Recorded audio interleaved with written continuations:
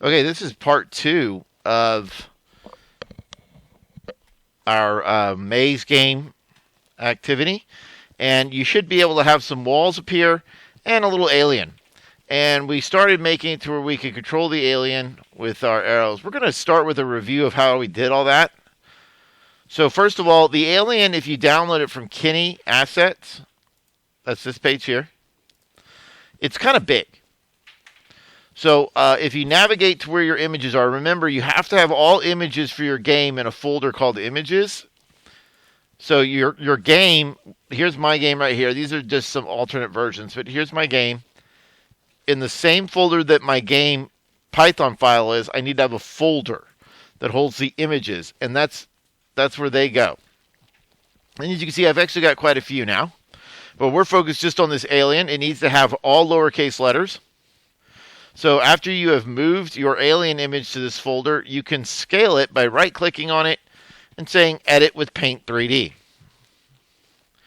Alternatively, you can use Piskel, which is an online, really fun GIF animating tool, but it also supports downloading as a PNG, and you can scale it there.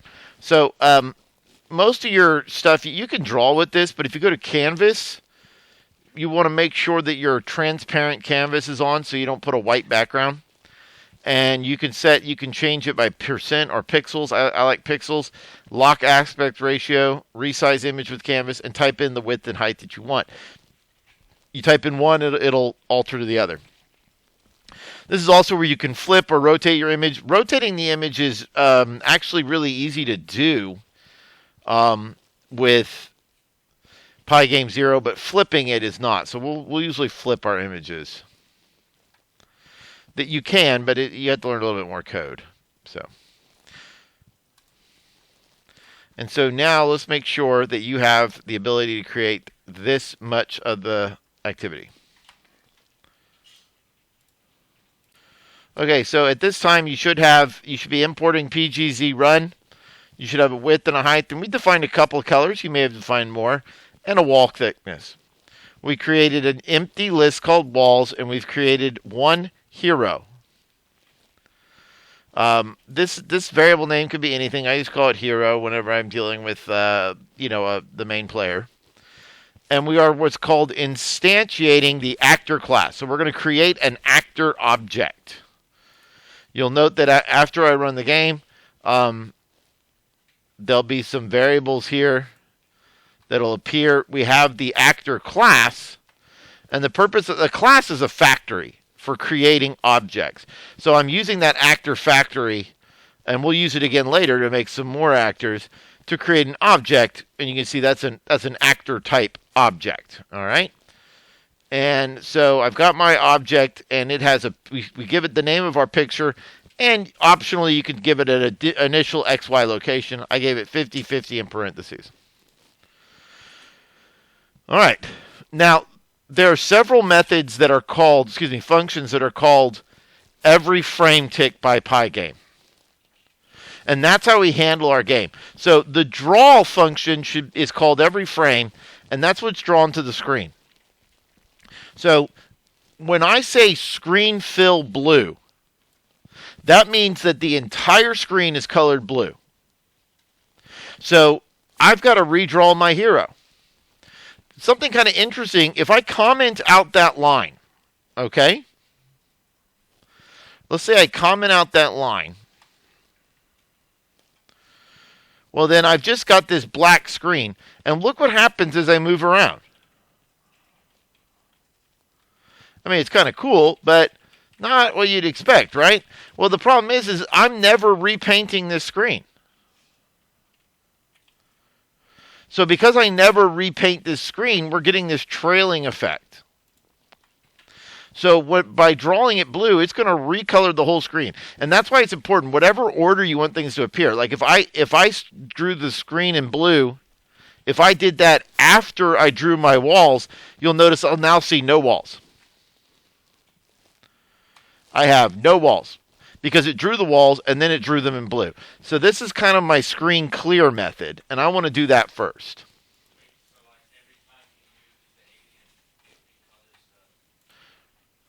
Right? Every time I move that alien, it's not just every time I move it. Actually, even when I'm just sitting still, you don't see it. But depending on how many frames per second you're getting, and I'm gonna tell you, I know y'all are like, I get 279 frames per second on Minecraft or whatever. 30 is fine, okay, for what we're doing. And you can probably imagine that in order to achieve very smooth animation and high frame rate takes some skill and a lot of work. More than we really need to worry about right now. But what's happening right now is 30 times a second, this whole screen is being painted blue. Then it's painting the red walls, and then it's painting my alien. When I move it, it has a new position every time it gets painted. After I move it, it's painted in a new position. All right, next we have this on mouse down method. The on mouse down method, we added that. This is nice to have because as you're planning where you want your walls to be and things like that, and one of the nice things about these games is to make like a key and an exit goal point that you have to reach, and when you get the key, it can unlock a wall. As you're planning your game, it's nice to have like a way to just check the locations of different things. So that's nice to have. You probably want to get rid of that, though, before, publishing your game. But let me remember, draw is called every frame, but there's another method called automatically every frame. And that is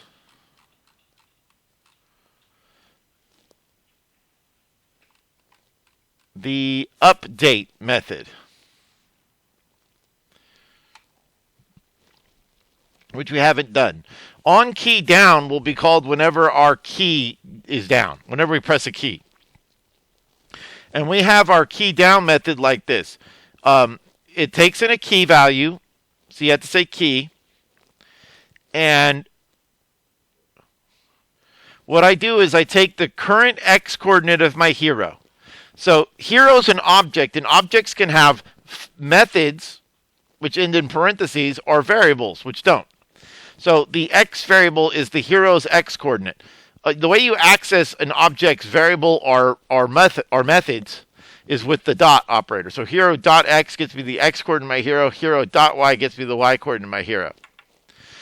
And you can see that I change these locations. I change the hero X depending on the buttons they pressed. Change the hero Y depending on which button they pressed. And after I've done that, I'm going to check all the walls. Okay? And if collide rect means the hero has a rectangle, it's an invisible rectangle surrounding the hero.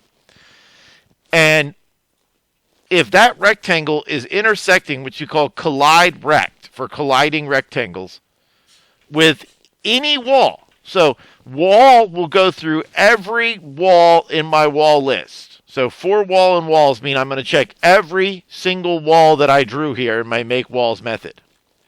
Function, I mean. And if I'm ever colliding with one of them, remember at the beginning, I kept a copy of, I might call those old X and old Y. I kept a copy of what the X and Y was before we moved. I then reset them back to that because we tried to move somewhere that's not allowed, so that move gets canceled. Okay? So this happens in between frames, though, so you don't see the fact that my character maybe moves to the right 5, intersects with the wall, and then moves back. To us, it just looks like he didn't move. All right. If your alien is not moving around the screen, please make sure that you have on key down X equals hero.x and Y equals hero.y. Those are the variables. Because what we do is, after letting our hero be moved wherever you want, we check for collision and reset the X and Y to those values.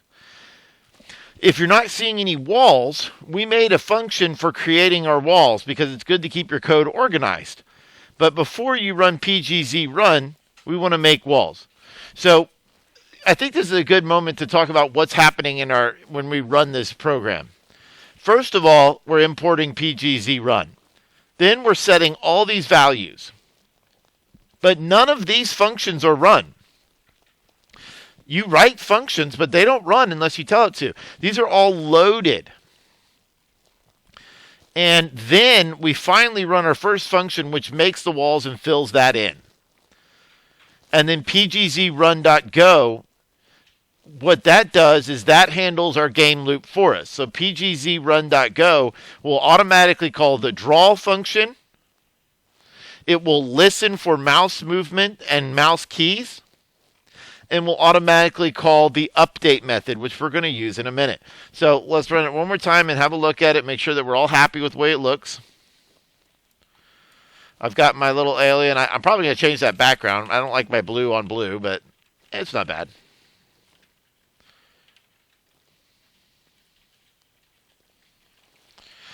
So there's some issues here. First issue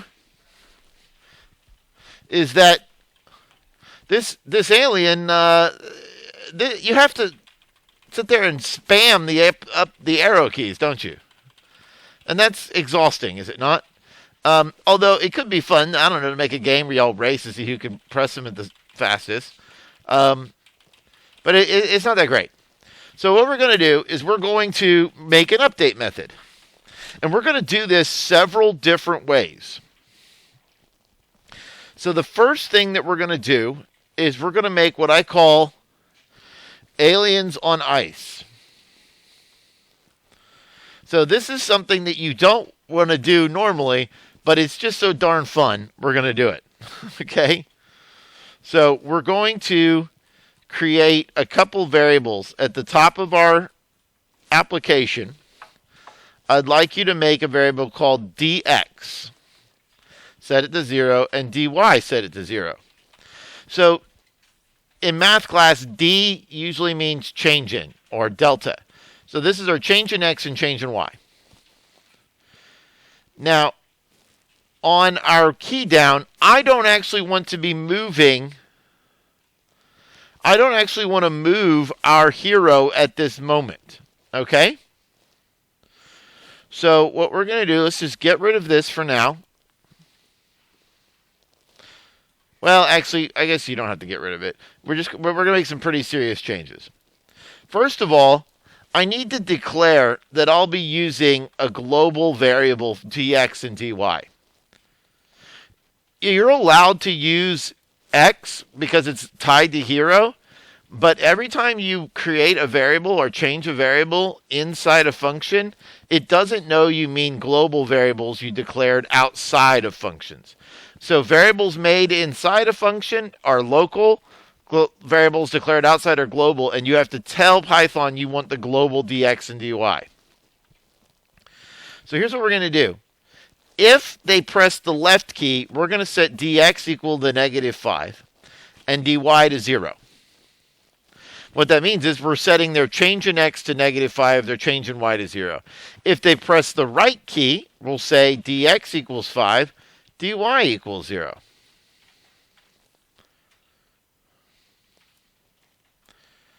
If they press the up key, we'll say dy equals -5 and dx equals 0. And the down key, remember y's get bigger going down, so our dy will be +5 and our dx would be 0. And we don't need this right now, or at least we don't need it there, so you can just cut it out.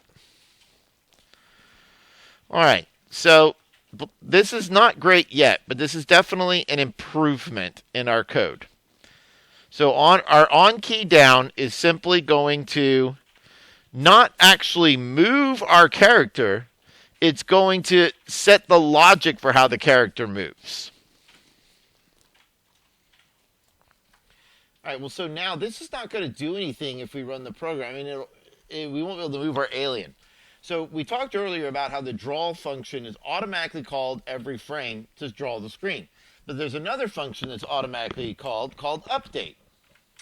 The update function will automatically be called in between every frame, and it's this function that should handle moving and updating the positions of our characters that we're dealing with. So I'm going to get my old x value and my old y value because we're about to change them, and we want to reset them back to xy if we want to reset them back to xy if the hero has run into a wall. So first, I'll say hero plus equals dx. Remember, plus equals will add and change. So if hero dot x plus equals dx. So if my hero's x coordinate is 10 and my dx was, say, 3, it would add 3 to 10 and make my new hero x 13. I'll do the same with the y. I'll add equals, which means add to and then change it, increase by dy. Oh, having trouble talking and typing here. All right, now we'll check for our wall collisions. So again, we're going to loop through every wall in our walls list. So for wall and walls. Walls is a list of, by the time you're done with this maze, lots of walls. But Python's able to loop through it super fast. And wall will be the first wall that you made, then the second wall, then the third, etc. And we're going to check each one. Is my hero's rectangle colliding with the rectangle made by my wall? If it is, then the hero needs to go back. So we change heroes X and Y back to the original XY that we had before we changed it with the X and Y.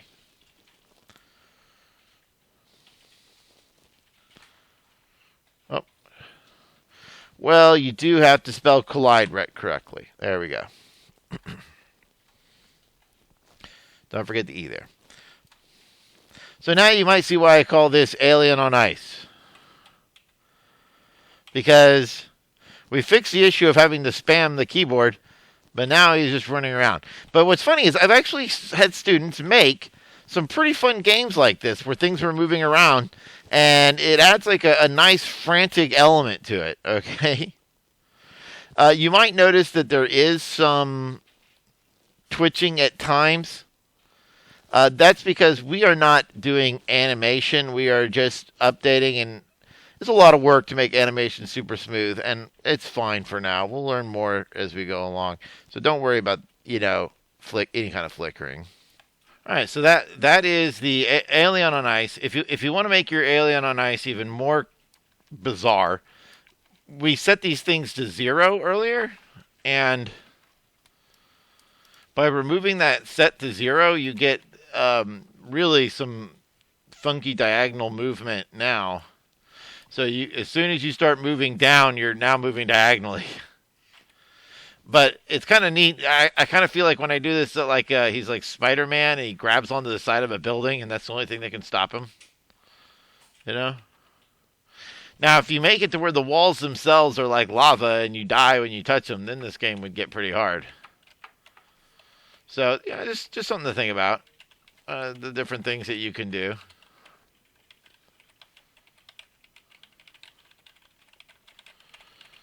All right. And there's no reason that these walls that we're having could have to stay dynamic. They could slowly be moving. Then we'd have like Flappy Alien.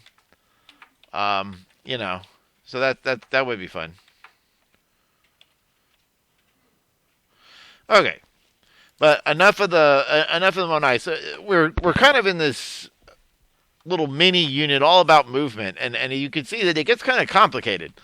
It was easy when we just changed the alien's position when you pressed a button, right? Now we have it. We are using these dx and dy, and then using that value, we had to set it global because we were referencing a global variable directly inside a function. But now we're going to do something else.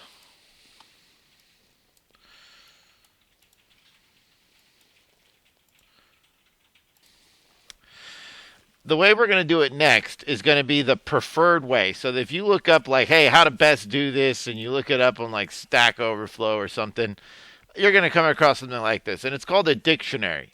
So that's the first thing we're going to do is we're going to talk about dictionaries for a second. We already know about lists, right? So let me just review lists. Let's say I have a list like shopping. And you don't need to type this with me. You can just watch, okay? I can start with some elements in my shopping list like this. Apples, pasta, fish. And I can then add, I can get elements from my shopping list. If I want the first element, I put bracket 0.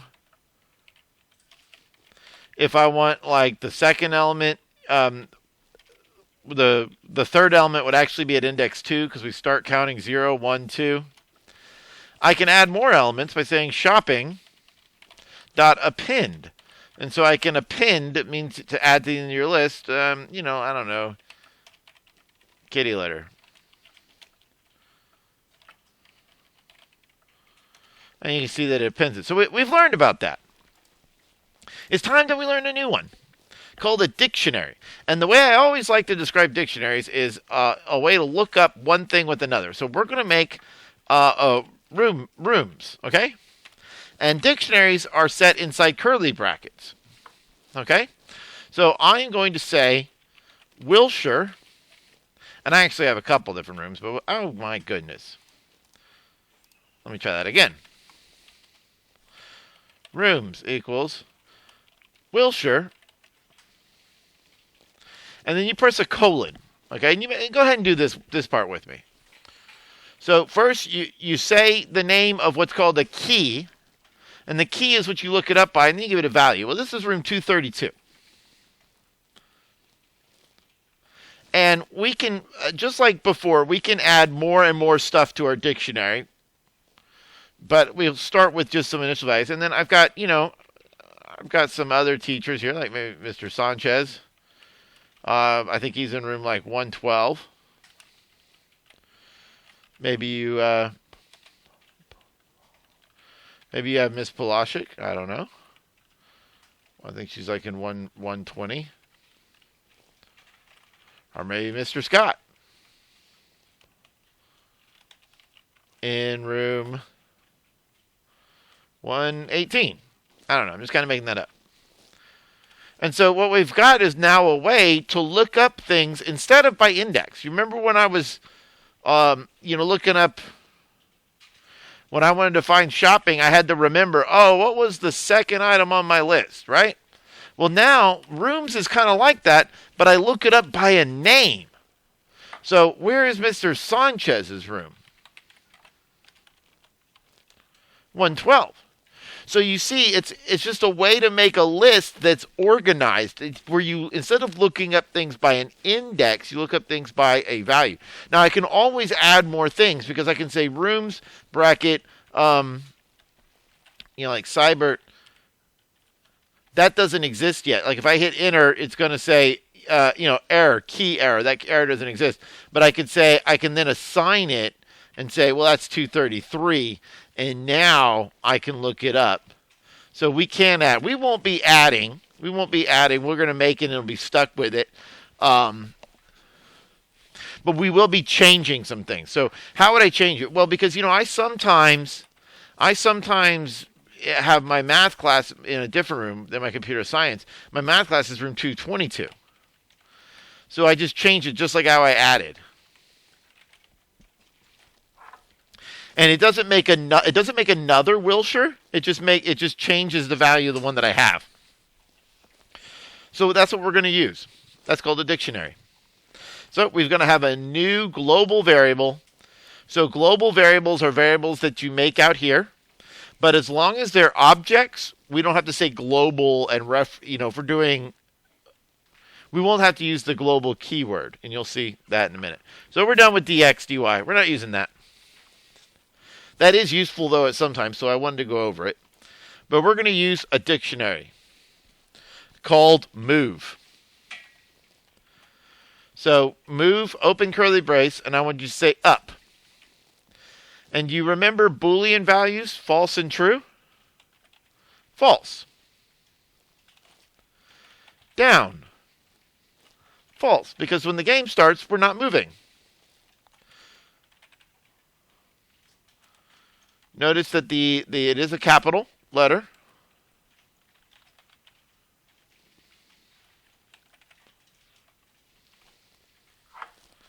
And this is, in case you're losing sight of why we're doing this, remember when we first made the alien move, we had to spam that keyboard. Because the only thing that the game detected was that we pressed the key. It didn't detect that we were pressing and holding it down. And that's what we're doing. We're making it to where pressing and holding it down is what makes a difference.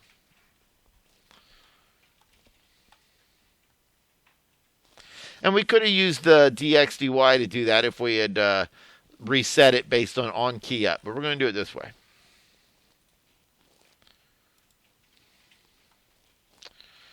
All right. Well, here we go. Let's go to on key down. We don't need that anymore. If the key, this is the key being pressed down.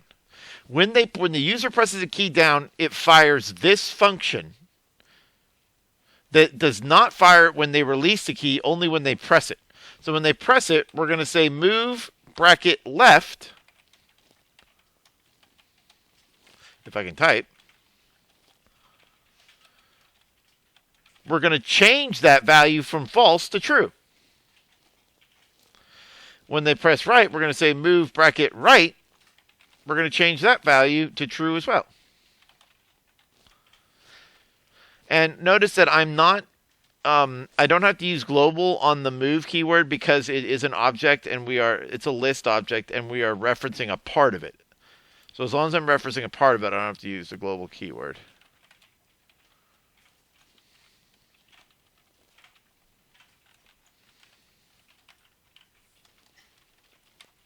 I can. It just wouldn't make a difference. If I wanted to be explicit that it was global variable, I guess I could say that. All right. Well, so there we have it. So now, whenever the user presses a key down, it's going to set that dictionary value to true so that we know that it's down. It will stay true until they release it. So we're going to write another function. If on key down is called when the user presses a key, what do you think it's called when they release it? Well, I wish it was called on key release because that's how it is in Java, but it's on key up. On key up.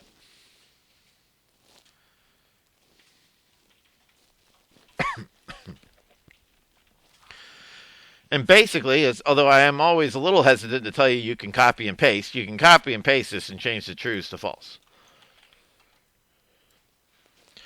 All right, so after you've done on the key up, so we know that when they press the key down, that key in the dictionary is set to true, and it's going to remain that way until they release it.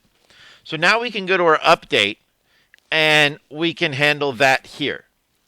So again, we're still going to get a copy of our original X, but now we're going to use if statements here. We're going to say if move dot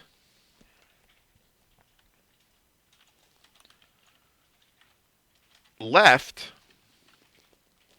Now I can say move dot left equals true, right? I could say that. Remember, two equal signs when you're checking if something's equal. So is move dot left set to true? Well, if it is, then I'm going to change my X position. So I'll say hero dot X plus equals 5. Let's say 5. That's bad. That's a magic number. We'll change it later. But this is actually redundant because this is saying if true equals true. Well, true equals true would evaluate to true. So why don't I just say if move left? If move left. And to me, that's more readable. I see that as, okay, because I'm very used to reading code, I see that as, okay, if move left. Gotcha. Makes sense. Now, we could say elif, but I'm just going to say if, so that we are allowing multiple things to happen at once, which include diagonal movement.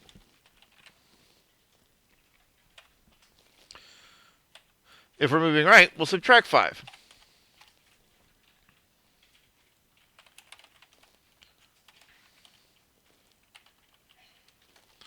If we're moving up, that changes the Y. Remember, we subtract when we move up.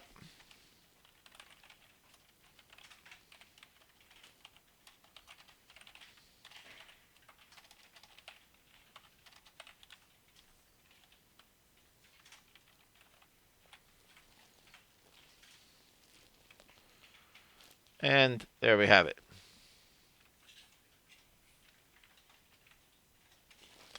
Okay, well, I don't know my left from my right, y'all. Okay, we're going to try that one more time.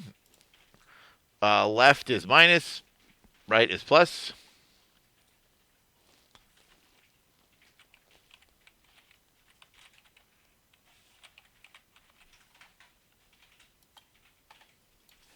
So there we go.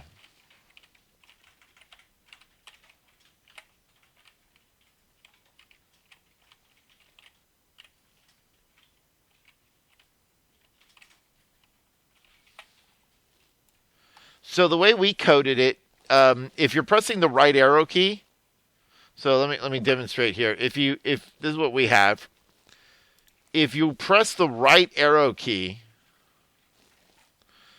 while you're pressing the left, or the left while pressing right, the alien will freeze because we're adding and subtracting the same amount, and that's not bad. And we have the same with down and up. But people, when they play games, get really excited. They oftentimes don't smoothly transition from one key to the next. And so most programmers these days do something a little different. They make it to where if you're pressing to the right and then all of a sudden press to the left while you're pressing to the right, it's usually because you're trying to switch. And so they make it to where it overrides with the most recent press. And that's super easy to do. Just on your on key down, when you press the left key, make the right key go false. Also, we are allowing that multiple things can happen, but if you want, you could set it to where they can only move in cardinal directions by making whatever key down sets all the other directions to false. But I want to be able to move diagonally right now. If you want to prevent that, you simply add some more false keys here. So I'll go ahead and make it to where you can't move up and down at the same time. And this is going to feel, I think, a little bit more like a traditional style movement algorithm.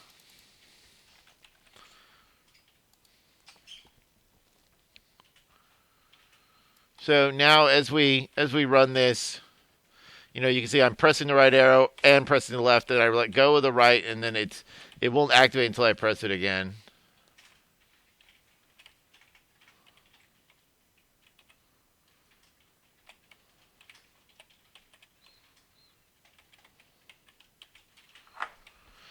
There's still a little bit more like issues you can do to it, like now on the key up, we're setting something to false. We could there's some more subtleties you can do, but I'm just going to stop there. All right, it is time for us to make some bad guys. Okay. But before we do that, we need to fix our update method. This is brutal, okay? These are called magic numbers, and I hate them. I want you to, in your update method, I want you to make a variable called speed and say it there. Then simply replace all the 5s with speed so that as we're making changes to the game, all you have to do to change the speed is change that. We could also make our speed a global constant at the top of the game. Usually you make it all caps, but I'll just make it a local variable. Now you might think, Wilshire, this is such a waste of time. Why did I say speed equals 5 and I just put speed in every place? Because when you come back here later, you read the code, the number 5 means nothing to you. But the word speed says, oh, that must control the speed that he moves. Okay? So just a tiny little fix there. And everything should still work as before.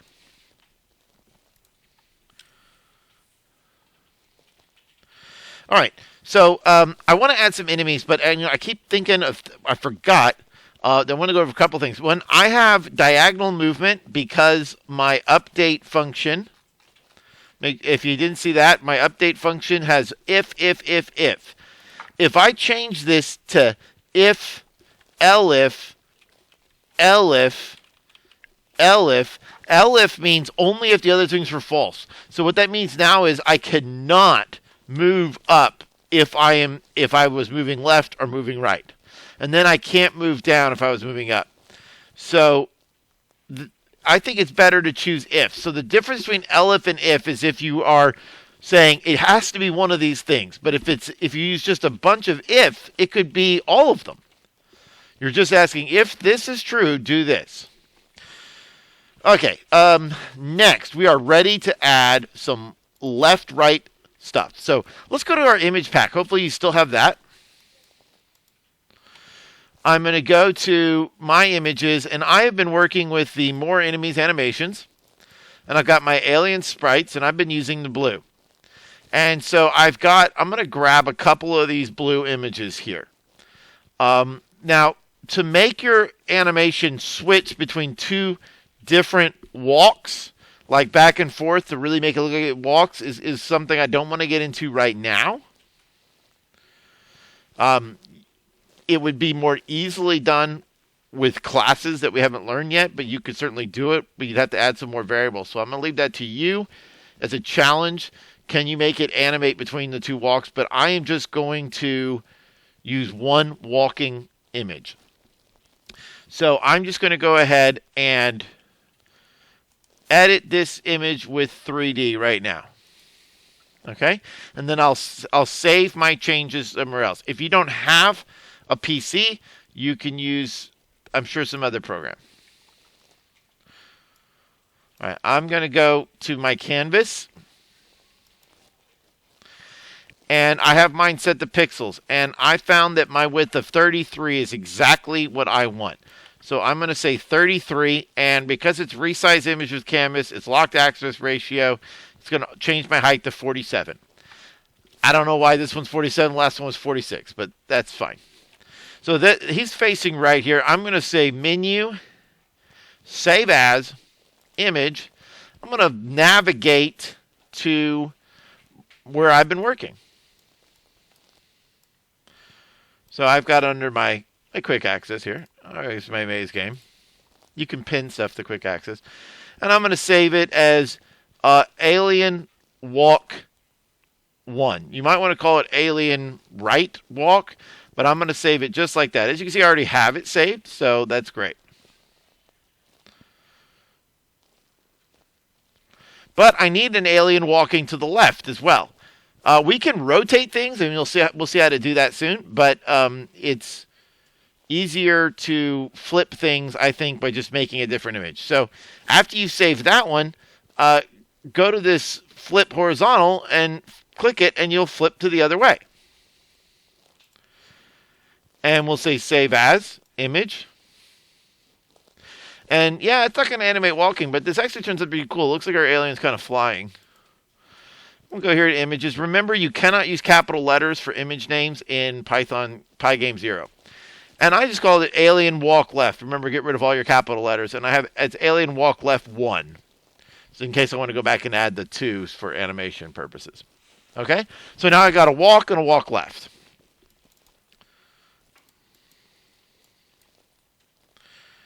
All right. And I didn't want to save the original because I don't want to change that. Okay, we are ready now to add some different images here. So on our update, let's go to our update. If we are moving left, let's change our image. So that the variable is called image. It belongs to the hero, the hero's image. So hero.image, 1 equal sign to set. Remember, 2 equal signs ask if it's equal. 1 equal sign changes it. So change to, for me, it was alien walk left 1.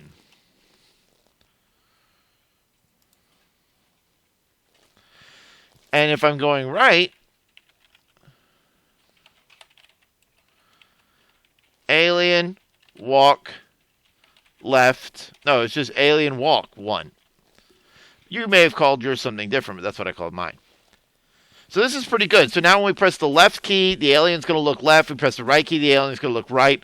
But if I'm not pressing left or right, what I'd like to do is have my alien in that default look. So I'm going to add one more line of code right here at the top after the speed. And so every single update before every frame, we're going to set the alien image back to default. So if we're still pressing the left key, you won't see that. Remember, the update happens in between frames. So we set it to alien. If they're pressing the left or right key, we'll see a different image. If they're not, we'll see the alien image.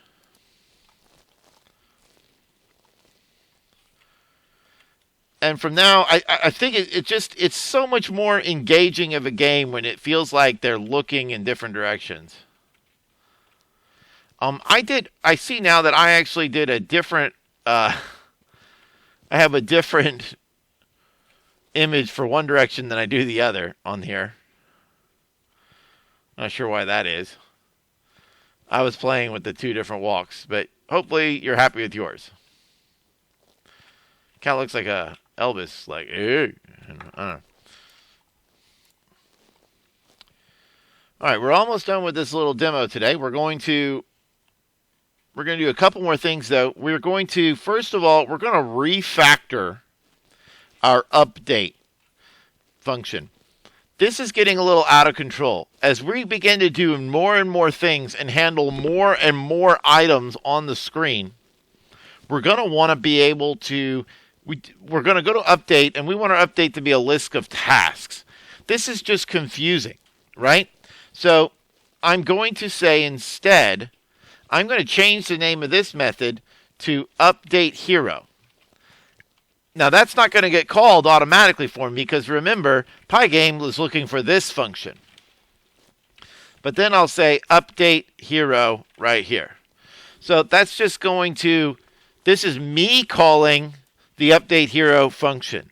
So now I can see that if I look at my code and I say, oh, what's the update function? What's it doing every time? Okay, so it updates the hero's location. That's fine.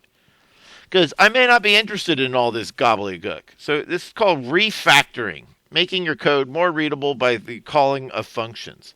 And we're definitely going to like that because we're about to add some enemies, and they're going to move. So we're going to make a function here. No, another list. We have walls. We're going to make another list. Then we'll make a function. Enemies equals open, close, square bracket. And because I will be filling these enemies with things, I'm going to make another kind of helper function. Way down here at the bottom, we had make walls. Remember, we called make walls before PGZ Go because we don't want this part of our game. We just want it to be done to help us set up our game. Well, after I make my walls, I also want to make my enemies. So we're going to make a function called make enemies.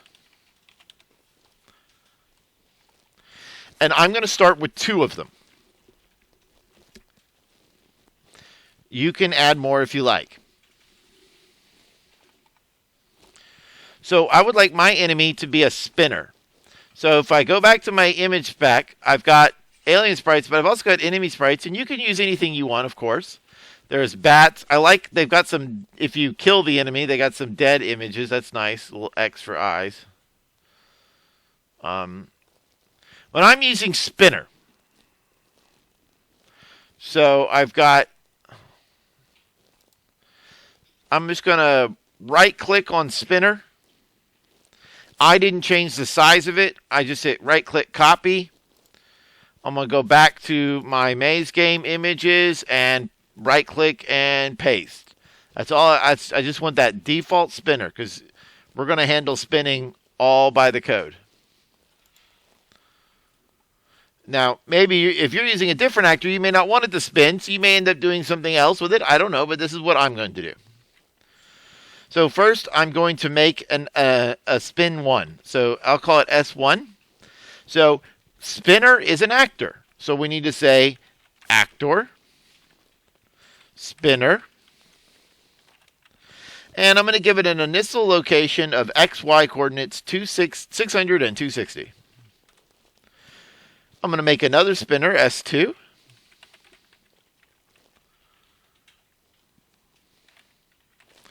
Image spinner.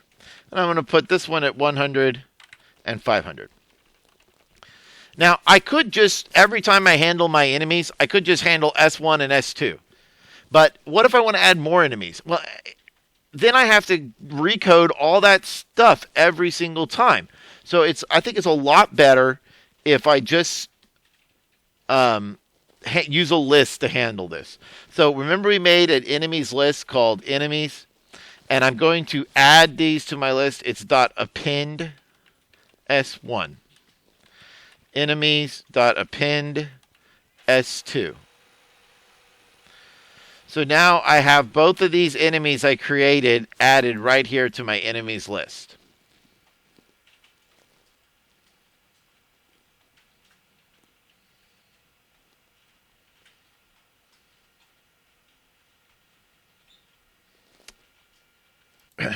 Okay, so it's time for us to make these enemies appear. So we're going to go to our draw, and just like when we drew the walls, we're going to draw our enemies. So I don't know, I only have 2 right now, but you might have a lot. So we're going to say for enemy. Again, I could say for X, for I. It just makes sense to say for enemy in your enemies list. Screen dot draw. Oh, I'm sorry. No, we have an actor, so we just say enemy dot draw. And with that, we should have some enemies on our list. On our thing.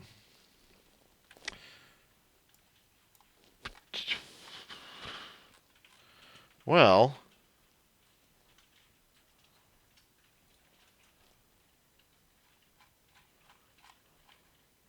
oh, you know what, though? I don't have any enemies. You know why? Because I never told you to make enemies. This is a helper function. We need to call it right at the beginning. Make enemies.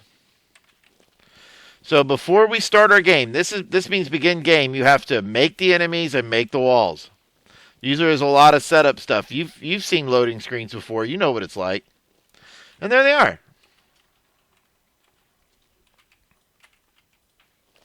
Huzzah! Enemies.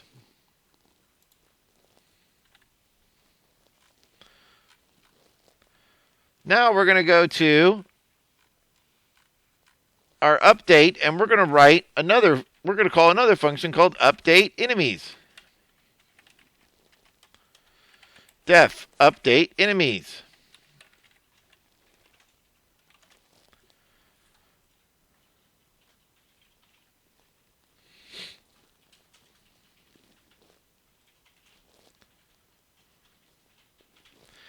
And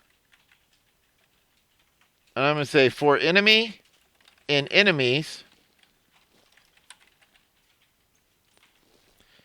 enemy.angle plus equals 2.